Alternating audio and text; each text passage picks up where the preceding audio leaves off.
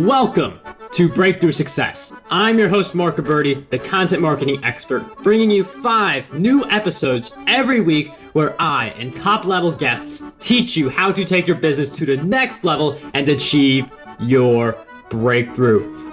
Hello, Breakthrough Success listeners. I just wanted you all to know before the episode actually starts, I've been working a little bit behind the scenes to give you something really special. So a while ago, I wrote my book, Content Marketing Secrets, which helps people create, promote, and optimize their content for growth and revenue. And I just put the finishing touches together to offer that for free to anyone who is interested. So if you want your free copy of Content Marketing Secrets, all you have to do is head over to markgabberty.com/book. Now, let's jump right into the episode. One of the things that we all have to do as business owners is get as many customers for our brands as possible. But what happens after someone becomes a customer?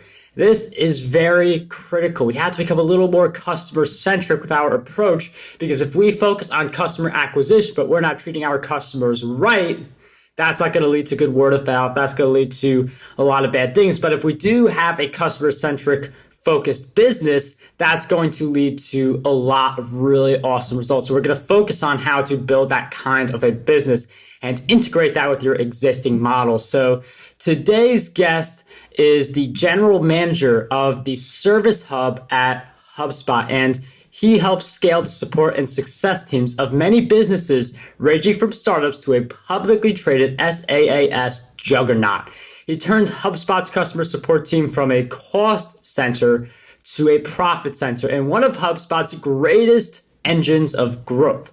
He is a noted writer, speaker, and leader who is joining us today to help us re-envision what success looks like for our businesses. Today's guest for episode 236 of the Breakthrough Success podcast is none other than Michael Redbord. Michael, it is such a pleasure to have you on the show. Thanks so much, Mark. That was an awesome introduction. I'm really, really psyched to be here. Talk about how we learned a couple things at HubSpot, talk about customers, and talk about growth. I think it's going to be a lot of fun. Michael, I'm really looking forward to this interview as well. I mean, you've been involved with HubSpot. I really like the customer-centric approach, and this is something that I know we need to talk about because you could spend so much time acquiring customers, but the customer centricity is taking your business to the next level. So we'll talk about that. I'd like to get some background first. So can you talk a little bit about how you got involved in HubSpot and also a little bit of what you're doing to help HubSpot continue to grow?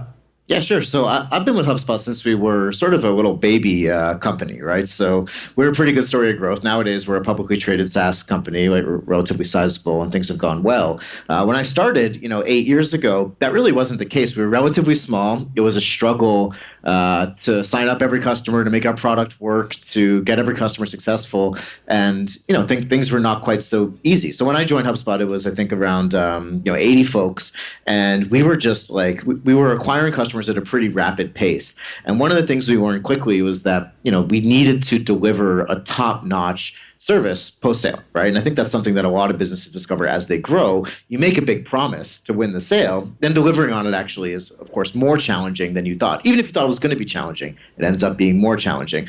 And so my career at HubSpot, what I really enjoy doing with lots of companies of all sizes is helping them to meet those aspirations they have for customers, helping them mature their operation. That's exactly what I did at HubSpot. So I ran our support team, like you said earlier, when it was really small, grew that to about 10x the size, hired hundreds of people, really, really grew it significantly, and then went on to lead our entire post-sale organization, which is much closer to the revenue. That involves terms like customer success, sort of the long-term outcomes of customers, the renewals, all of that along with support.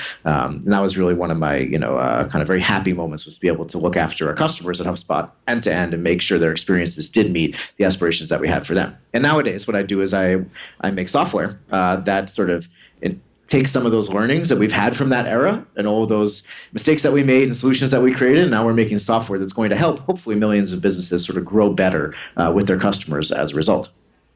And I really like the, you got started when it was relatively small and a lot of orders were coming in. And you mentioned how you have to live up to the promise. And that is something where it can be challenging. And it's always good to overestimate the amount of challenge, because then it helps you to understand you're going to have to put in a lot of effort towards living up to the promises that you give to your customers. And we're talking about having like a customer-centric business, but I wonder if we go a little deeper into that. And so what do you believe a successful customer-centric strategy looks like?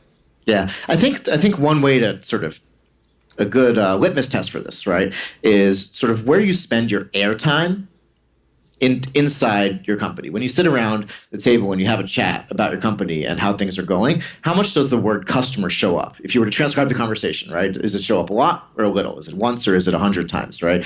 Like how much of that of the charts that you look at on a week to week or month to month basis about your business have to do with your customers, or is it all about marketing and sales and other stuff, right, delivery or something like that? And so you think about the airtime as a good litmus test. Now, that's the way when I talk to a business, I sort of am able to quickly gauge whether or not they're sort of a quote unquote customer centric organization, and if they have that like kind of thinking. And by the way, that litmus test applies to a really small company, even if it's just a one person or two people, and all the way up to a big company where you can sit in a board meeting, look at their board slides, and understand, the way they operate. So that's the litmus test. The question is, how does a company kind of get there? And some are probably born with it, right? You're just sort of naturally very customer centric, and maybe they just have really empathetic founders, or their product or the way they work is somehow like, really customer ingrained, let's call it. But for most businesses, the business starts off as a pretty sales-focused operation. When you're really small and you want to grow, you need to go out into the market, you need to make some noise in marketing, you need to close that business in sales. And then sort of that becomes the focus, because that's the primary driver of growth. And for a lot of small and fast-growing businesses, they actually end up very uncustomer-centric. They don't give a lot of airtime to customers because of that, because they're spending so much time on sales and marketing trying to grow.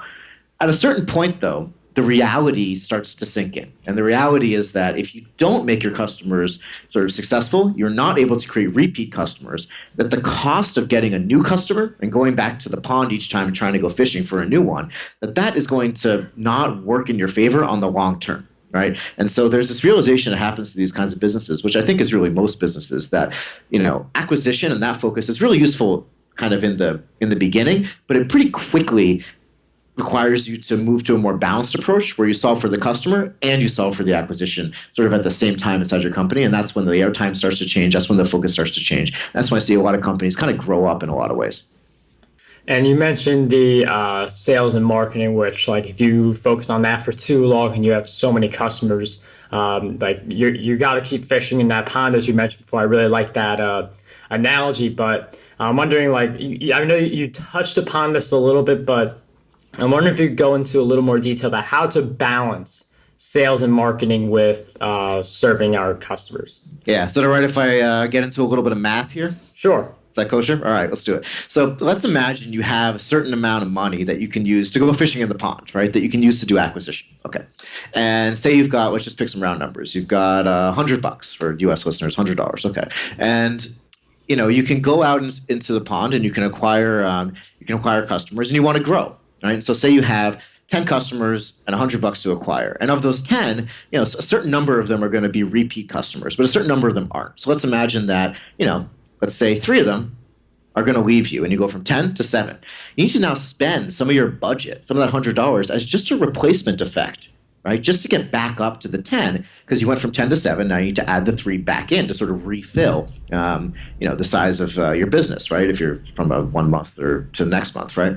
And so that acquisition budget, right, that $100 is pretty valuable money, and you want to use it to grow. But you actually have to use it to have a replacement effect to, have customers kind of coming back to you if they're not, right? And so what that means is that over time, if you're constantly spending that acquisition money just to kind of get your head back above water, we're using a lot of aquatic analogies here, but if you're using that money just to get back up to the kind of high tide line there, that's actually going to be very, very challenging. It's going to stunt your ability to grow. And so at a certain point, when you get bigger, and your budget doesn't expand linearly with the size of your customer base, right? It becomes really, really smart to take some of that budget that you use for acquisition and actually use it for kind of long-term customer happiness, remarketing, right? Customer support, whatever it is that gets folks to kind of stick with you, so you're losing less each period. And so what you can do is take your acquisition budget, right? Say it's $100, and if you can divert some of that money from sales and marketing to customer success, customer support, customer marketing, whatever it is, and actually get a more efficient return on it, right? Because that acquisition money, it just gets harder and harder to get that next best placement in organic or that next, ad click or whatever it is. The incremental cost goes up, but you can actually get more mileage out of that in a lot of ways by investing in your customer base and providing, that one better experience, that one better, service moment or something like that. So I find that a lot of businesses, once they realize the math behind this, like constantly pouring money into acquisition maybe isn't the only way. There's this other way where you can do acquisition and customer stuff. Then they say, oh, I actually have two levers in my business I can pull. And that's when they begin to turn the corner, make the change to a much more customer-centric business because it starts to make dollars. So it starts to make sense too. And I mean, it does make sense from like a revenue standpoint, especially as your business grows. And not just the point of getting more and more, but preserving what you have. Because if you get like 5 new customers, but you lose 10 of your existing customers, you're at a net loss of 5 customers. So the math really does show that in the long term, it is very powerful to have a customer-centric strategy. You mentioned the power of having repeatable customers. Like if you care about your customer success and they become successful, when you say repeatable business, do you mean that someone like buys one of your products, they buy another one of your products, or is it a membership, or is it a combination of both? It's a combination. It can really actually range quite a bit depending on the business itself. So let me take it like one example that I recently had. So I was in Denver, Colorado, for a bachelor party in April, right? And then I was back for a conference in June. And we stayed at this hotel that actually handled our group really well. I thought they just did a great job. We had sort of complicated booking situations, lots of people, weird times. I didn't even go to TripAdvisor and like look for a different hotel to stay. I went right back to that hotel in Denver, right? It's called the Maven Hotel. And I had a great time second time too. And so for them, the cost of acquiring me that second time was way lower, and that was a rebooking, right? So that's one example in the hospitality industry, and I think that applies to restaurants and stuff too. It's very hard to get a new person in the door, but once you actually get them in once, it becomes easier if the experience is good. Now, for a different type of company that maybe sells like office supplies, right? And you're selling, pens and paper, right? It's likely that office also needs things like boxes of tissues and erasers and notebooks, right? Of course, right? And so if you're able to deliver a good experience on top of pens and paper, which are, to be honest, a relatively commodified object, right? Then maybe there's an adjacency, a different product that you can sell. That's kind of the second way. Then the third way I would say is in a more recurring revenue kind of subscription-based business. It's just folks kind of staying with you. That recurring revenue over time becomes a really lucrative, very, very profitable source of revenue, right? In somebody's, second year or third year with you, once you kind of paid off the acquisitions costs. And so for any kind of recurring revenue, subscription-based business, that's what I mean, I guess, by keeping your customers a repeat business. And I'm really happy you gave a lot of examples because like the hotel one is one that a lot of people can relate to. And you also have people who, like some of them are just selling individual products, books, training courses, trying to get repeat buyers. You have other people with a membership subscription kind of service. So I just wanted to touch on that. And one of the things that I also want to touch on, this is one of your quotes. You say that the hard truth about marketing is that nothing you create is as powerful as what your customers say. And we have that word of mouth factor. We see this with Amazon reviews being so important for determining like whether someone buys a product or not, friend recommendations, things like that. So how can we get our customers to voice out their thoughts about our brands, especially the good ones? Yeah, I mean, I've got a bunch of thoughts on this, but I want to just call listeners' attention to a conversation we just had like 2 minutes ago, right? When I gave an example of this hotel thing that I had personally had an experience with. Like, I gave the name of the hotel back there, right? They actually just got some advocacy out of me, right, to the listeners of this show. They probably didn't plan on it, but through good experiences, they get this sort of virality kind of effect, right? So I would offer that just doing a really good job and producing really good product can, in and of itself, create word of mouth. Right? So I think that's like the first thing that businesses need to do is, make sure that they're delivering excellent experiences, excellent products, that they're following through on their promises, all of that, and delivering just a sufficiency of quality there actually can set you apart from the market because so many people have so many bad experiences with your competitors likely. So that's number one, is just do a really good job at the thing that you do. Number two, I think that you can think about is making sure that there's a way, a sort of obvious way for your customers as a business to create repeat purchase cycles, right? So if you're a subscription business, it's really easy because next month and the month after they want to keep getting whatever it is that you're selling. But if you're selling like an online training course or a one-off thing, right? What's the way that a customer could even have a repeat purchase cycle, right? And I think you need to make sure that you have that. That involves creating multiple products or looking at your adjacencies and partnering with other folks or creating some way that you can kind of capitalize on this effect, right? So do a great job, then make sure that actually like you have the path to repeatable purchases sort of in place. And then the third thing I would say is that once you can figure out, that you have that, how do you take customers that have really good experiences, identify them, and then make sure that you enable them to kind of do that virality game for you, right? And so that really involves getting into a conversation with your customers, understanding their feedback. Who are the people that are really happy? Who are the people that aren't? By the way, can we fix it? And for those that are really happy, who wants to actually be your advocate? And then taking them and saying, look, here's some offers for you that we can do. And there's repeat purchase offers, right? You get all these all the time via email or something, where it's like, hey, thanks for buying this. Take 30% off your next purchase or whatever it is. There's lots of different ways, depending on the nature of your business, that you can make that flywheel spin faster. But if you don't know who those best customers are, and there's no way for them to actually take that next step to spend more with you, it's actually very, very tricky to get this whole machine working. So if you just sell one product, it can be tricky if there's no repeat purchase cycle to actually get happy people who want to rebuy and get this whole flywheel going.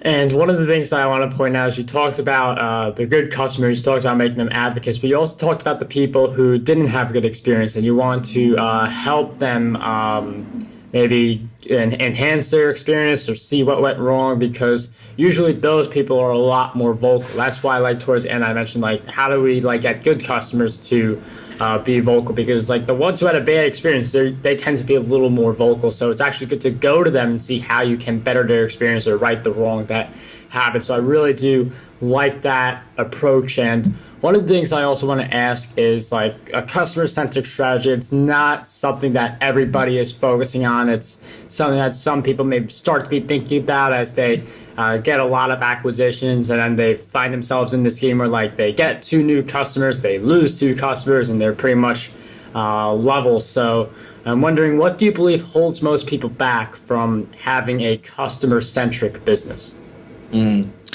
I think it's just very, very hard to turn the corner from being a real acquisition-focused business to a customer-focused business, because the day-to-day of what you think about, where you spend your energy, is just very different, right?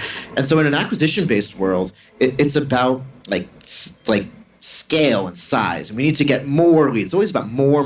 We need more leads in, right? We need to grow our email list. We need to improve the conversion rate from one place to another, right? And so it's all about size. And in that conversation about size, there's a mindset where it's not about perfection, right? It's just about scale. And the more you do, the better your outcomes go. The bigger your funnel, the more folks you get in, right? And there is some conversion rate optimization stuff that happens, of course, and you want to improve the conversion rate of your email list to sale or whatever it is. But it's never about perfection, never about getting 100% of those people on the email to buy, because that's just unrealistic. In a customer-centric world, it is about 100%. It's about making every single customer successful. There cannot be any broken eggs, essentially, right? And so it's a very, very different mindset to go from a funnel-based kind of thinking where you're saying, oh, we're just going to get a ton of people in and some of them are going to kind of sift out and that's where we're going to see our success, to where we're saying, oh, no, this isn't a funnel. This is something that we need to it just needs to be kind of perfect, right? We need every customer to have a good experience and then kind of feed back that energy into the top of the funnel and kind of bend that whole analogy.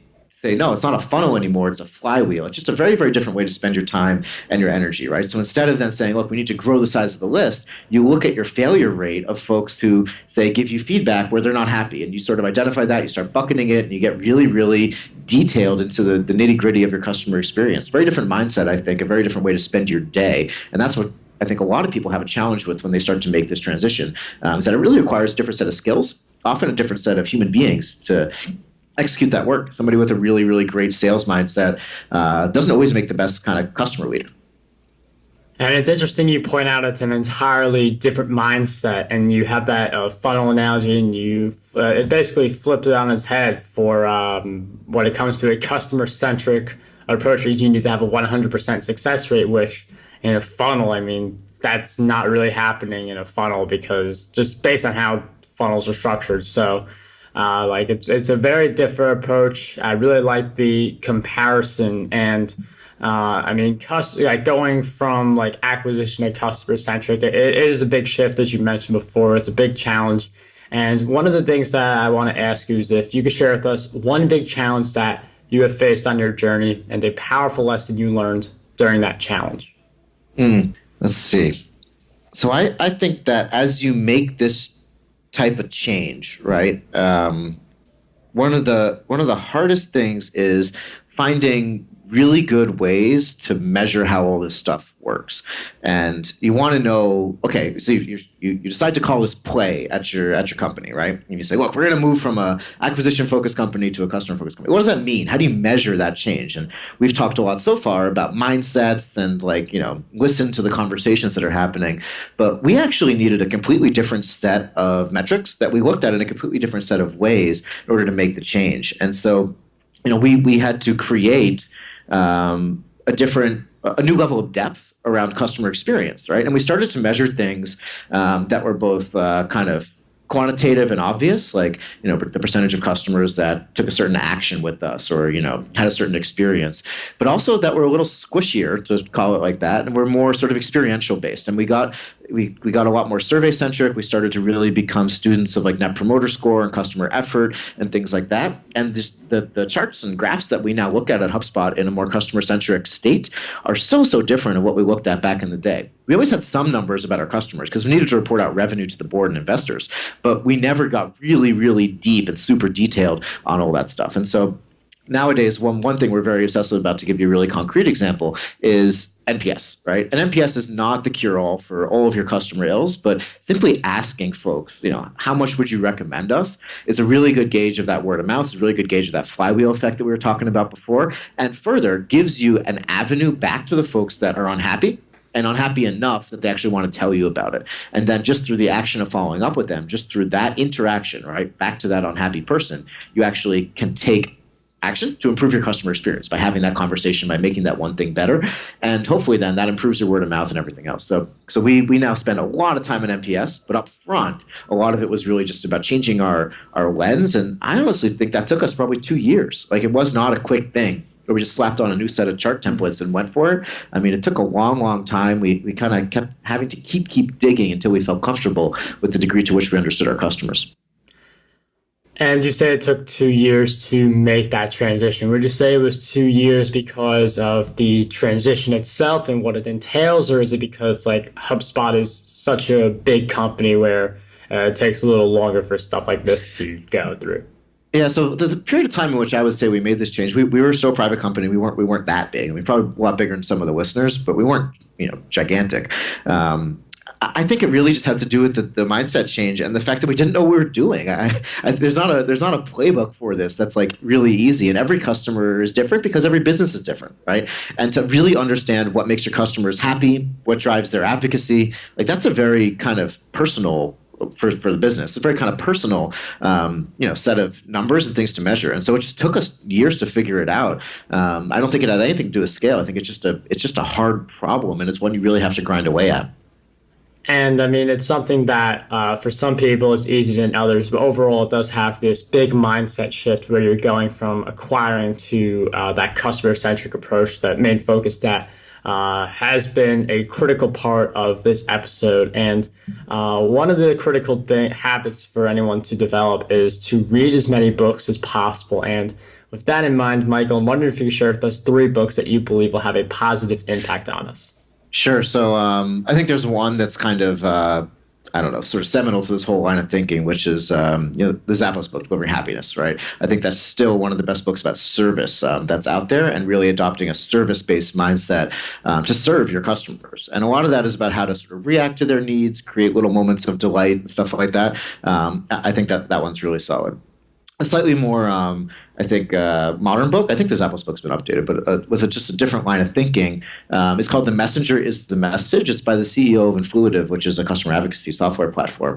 And I think that this book is really great because, I mean, almost the lesson's almost in the title. And I think you said a quote earlier, Mark, from me, that your marketing can't outshout your customers, and the customer can be your best marketer. And so this book is largely about, look, you can deliver the same message. Say, my company is great, but if it comes from you as the company, it's much less impactful than it comes from your customer. So the messenger is the message is another great one. And then the third one I'm actually going to call out here is that it's not a book, but it's an article. It's an HBR article, I believe, written in 2010, and it was about the difference between customer delight and customer effort, right? And I think this is a really nice counterpoint to the Zappos book. And it says, look, it's not about delight. Don't try to create delight for everybody. That's too much effort, too much time, too much money. It's really about effort, and how do you reduce customer effort at each stage of the game? I'm a big kind of proponent of that, and I said it earlier in terms of creating advocacy. What do you need to do? You need to actually deliver on what you said. You need to do it repeatably 100% of the time. That's where a lot of my thinking on that topic comes from that HBR article about customer effort. Michael, thank you for sharing with us those great book recommendations and the HBR article. Those will all be in the show notes, marketability.com/E236. We'll also throw in my book, Content Marketing Secrets, in the show notes, marketability.com/book. You get your free copy, just pay for the shipping. And before we wrap up this episode, Michael, I've asked you several questions throughout our time together, but what do you believe is one question that we need to be asking ourselves more often? I think it's what percentage of the time that you focus on your business are you spending thinking about your customer experience as opposed to growing your business? What's the sort of, if there's a seesaw out there, what's the customer balance versus the enterprise balance? And I think that if you can really dial that in, understand that balance, you start to be able to get on this path for customer centricity, which is really just a better way to grow. Michael, thank you for sharing with us that great question, all of your great insights throughout our time together. Now, for all listeners wondering how they can keep up with Michael, he actually recommended that we just follow up with HubSpot's newest product line, Service Hub, which is over at HubSpot.com/service. That link will be in the show notes. But Michael, you want to give us a little lay of the land for what people are going to see when they click on that link? Yeah, so that's a link to our newest product line that I'm sort of the proud parent of. And, like I said, we learned a lot at HubSpot over the years about how to do service right. Hopefully some of the things that we talked about today resonated with folks. This is a software platform built on top of HubSpot to enable that, to enable you to, organize your conversations with customers right, make sure you're meeting all their expectations, to allow self-service, to enable advocacy, to do all that kind of stuff. So check it out. And I'm also happy to kind of have today be the beginning of a conversation with the listeners. And I'm available on Twitter at Redbord, my last name, LinkedIn. So happy to continue having the chats with you all. All right, those links will all be in the show notes. But Michael, you've given us so much on how we can have a customer-centric approach, something that is so important. Definitely a big transition, but something very important to do. So thank you for coming on Breakthrough Success today and sharing all of your great insights with us. Thanks so much, Mark. It's been an absolute pleasure being here. Wish all the listeners all the best today. How does over 100 retweets per day sound to you? My free ebook, 27 Ways to Get More Retweets on Twitter, has you covered. I use the methods within this ebook to get over 10,000 retweets every single quarter. To learn